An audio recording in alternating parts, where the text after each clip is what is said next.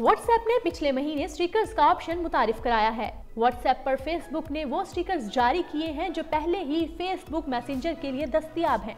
अगर आप एंड्रॉइड सारिफ हैं और चाहते हैं कि अपने स्टिकर्स खुद बनाएं तो अब ऐसा बहुत आसानी से मुमकिन है। स्टिकर स्टूडियो एप्लीकेशन से एंड्रॉइड सारिफीन नई तस्वीर बनाकर या फोन में मौजूद तस्वीर इंपोर्ट करके उन्हें स्टिकर्स में बदल सकते हैं।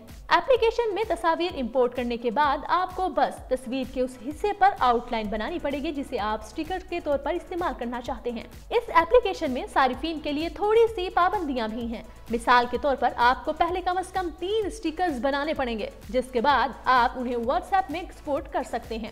इस ऐप से आप 30 स्टिकर्स पर मुश्तमिल 10 स्टिकर्स पैक बना सकते हैं। स्टिकर स्टूडियो में बहुत जल्द नए फीचर्स भी मुतारिफ कराए जाएंगे, जिसके बाद सारिफीन तस्वीर को रीसाइज करके उनमें इफेक्ट्स भी शामिल कर सकते हैं।